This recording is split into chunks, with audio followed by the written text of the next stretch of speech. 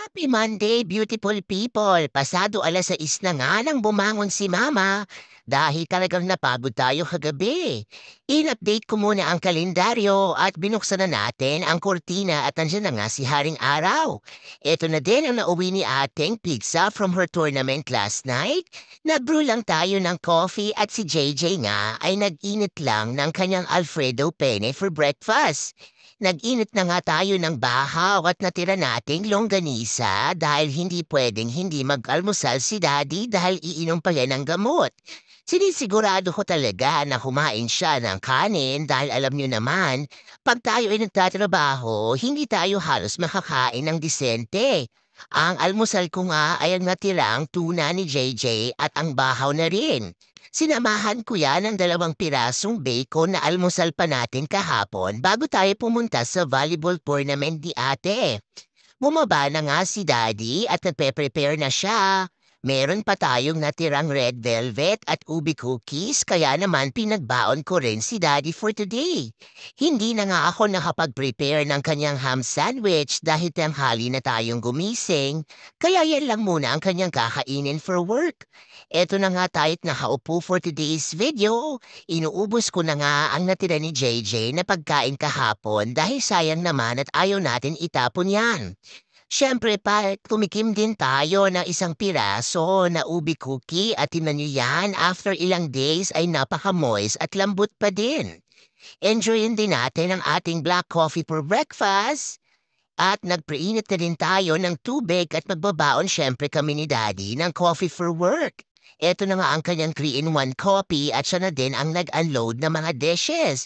Dahil si ate nga masakit ang buong katawan, sa kanyang tournament kahapon ay talaga namang sobra siyang napagod at naupo nga siya sa couch habang kumakain ng 2 pirasong toast.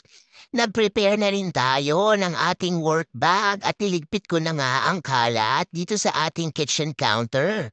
Ayan na nga si Mama, nagmamadali din tayo for today. Nagbaon naman ako ng Reese's Peanut Butter Cookies for work at ako nga ang naghatid sa mga bata. Siyempre pa si ate ay nahul na naman dahil nag-prepare pa for today. Tingnan nyo naman ang ating hair. Talaga namang messy hair, don't care. Abay ayaw sumunod na aking buhok. Kahit palagyan niya ng water at suklayin, kaya naman bayaan nyo na. Ako ang nagatid sa mga bagets dahil si Daddy nga ay busy for today at malayo ang kanyang trabaho.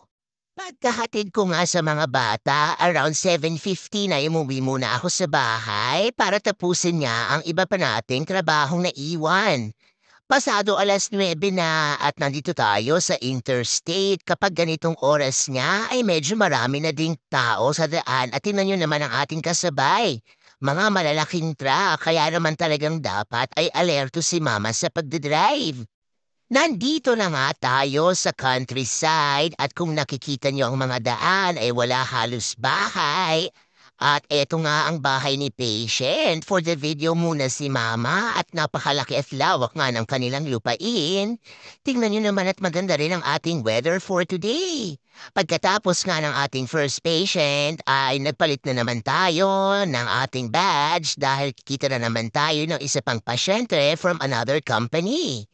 Nilagay na natin ang address ng ating second patient at na-confirm na din natin ang visit na yan kaya naman for the drive na si Mama. Siyempre pa ini-enjoy din natin ang ating coffee dahil talagang medyo antok na antok pa nga tayo for today's video. Kaya naman, higop pa more ng coffee. Eto na nga ang daan papunta sa ating next patient. Talaga namang nasa kabundukan na naman tayo at wala kang katao-tao at walang kabahay-bahay sa lugar na yan. Pagkatapos nga natin kitain ang ating third patient, malapit na ring mag-alas 11:30 ay nakaramdam na tayo ng gutom.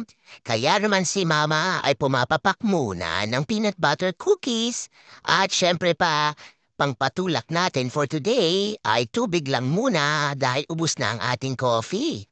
Malapit na nga mag-2:00, kailangan ko munang jumingle bell kaya umuwi muna tayo sa bahay. At meron tayong 4 na minuto para kumain ng mabilisang lunch. Nag-init na nga ako ng 1 pirasong pizza at eto na nga ang ating pananghalian. Ganito nga ang buhay natin dito sa lugar ni Uncle Sam. Sa loob ng 4 na minuto ay makakakain ka na talaga at dapat mong bilisan yan. Dahil ako nga rin ay susundo sa mga bagets, nagmadali na tayo, kumain at lumabas na nga ako. Kinuha ko muna ang ating mail at tingnan nyo naman ang ating pabulaklak.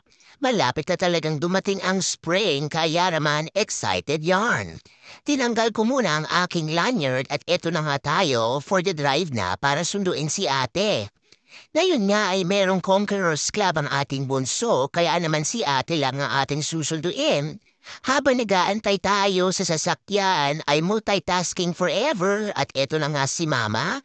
Sinusubukan nating tapusin ang ating documentation habang tayo ay nag-i-enjoy ng ating pineapple juice. Talaga namang na-master na ni Mama ang pagiging multitasker at kahit nasa loob lang tayo ng sasakyan, ay marami na din tayong na-accomplish for today.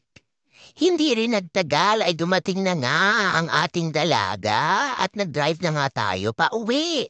Dahil maganda rin ang weather ngayon, naisipan ko rin na maglakad sa ating neighborhood para naman tayo ay makapag-exercise. 4:00 na nga ay dumating na rin si JJ at ang una niya ngang ginawa ay magtiklop ng kanyang mga damit. Si Mama siyempre ay naligo na at tayo nga ay kumain ng early dinner kasabay ng ating bunso dahil siya nga ay may swim practice for tonight. Isa na namang matagumpay na araw para sa ating pamilya. Yan lang muna for today's video. Thank you so much for watching. Remember, family time is always the best time and every gising with your family is always a blessing. God bless everyone.